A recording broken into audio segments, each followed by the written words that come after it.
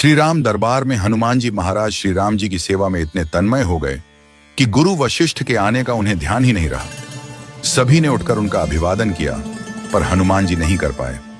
वशिष्ठ जी ने श्री राम जी से कहा, राम, गुरु का भरे दरबार में अभिवादन न करना अपमान है, इसके लिए क्या सजा होनी चाहिए? श्री राम जी ने कहा, गुरुवर आप ही बताइए। वशिष्ठ जी ने कहा, मृत्यु दंड। श्री राम जी ने कहा, स्वीकार है। तब श्री राम जी ने पूछा, गुरुदेव आप बताइए यह अपराध किसने किया है? वशिष्ठ जी ने कहा, मैं बताऊं पर राम, तुम्हारा यह प्रिय है, तुम अपने आप को सजा दोगे पर उसे नहीं दे पाओगे।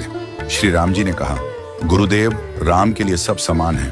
वशिष्ठ जी बोले, नहीं राम, मुझे तुम पर संशय नहीं है, पर मुझे यह संशय है कि दंड पूरी तरह से पूरा हो पाएगा या नहीं।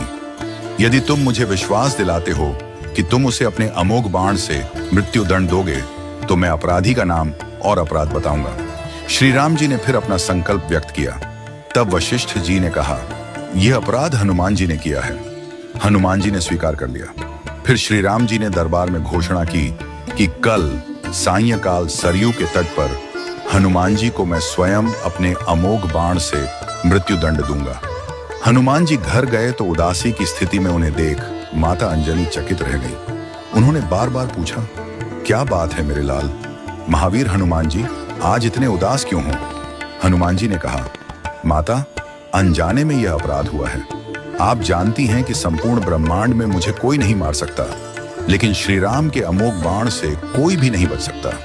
माता ने कहा, हनुमान, मैंने भगवान शंकर से राम नाम मंत्र प्राप्त किया था और तुम्हें जन्म के साथ ही यह नाम घुटी में पिलाया। तुम्हारी शक्ति का कारण राम नाम ही है, जिसके प्रभाव से तुमने बचपन में सूर्य को फल समझकर मुंह में ले लिया था। वह राम नाम ही तुम्हारी रक्षा करता है, चाहे राम स्वयं ही क्यों ना हो। राम नाम की शक्ति के सामने राम की शक्ति और उनके अमोघ बाण की शक्तियां महत्वहीन हो जाती हैं। जाओ हनुमान, तुम राम राम का उच्चारण करना आरंभ कर दो। माता के चरण छूकर हनुमान जी सरयू के तट पर राम राम राम रटते हुए पहुंचे। सायंकाल श्री राम जी अपने संपूर्ण दरबार के साथ सरयू तट पर आए। सभी को यह कौतूहल था कि क्या श्री राम हनुमान जी को सजा देंगे, लेकिन जब श्री राम ने बार बार अपने अमोघ बाण चलाए तो हनुमान जी पर उनका कोई असर नहीं हुआ।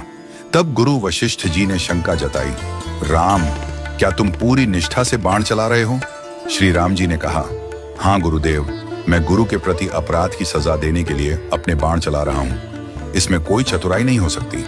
वशिष्ठ जी ने कहा, तुम्हारे बाण अपना काम क्यों नहीं कर रहे हैं? श्री राम जी ने उत्तर दिया, गुरुदेव, हनुमान राम राम की अनंत रट लगा रहे हैं। मेरे बाणों की शक्ति राम नाम के प्रभाव में कमजोर हो गई है, इसलिए वे असर नहीं कर रहे। गुरुदेव वशिष्ठ जी ने कहा, राम, आज से मैं तुम्हारे दरबार को छोड़कर अपने आश्रम जा रहा हूं, जहां राम नाम का निरंतर जप करूंगा।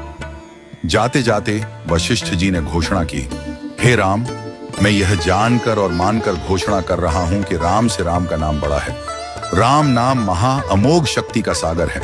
जो कोई राम का नाम जपेगा, लिखेगा या मनन करेगा, उसकी लोक कामना पूर्ति होगी और वह मोक्ष का भागी होगा। मैंने सारे मंत्रों की शक्तियों को राम नाम के समक्ष नगण्य माना है। तभी से राम नाम को राम से बड़ा माना गया।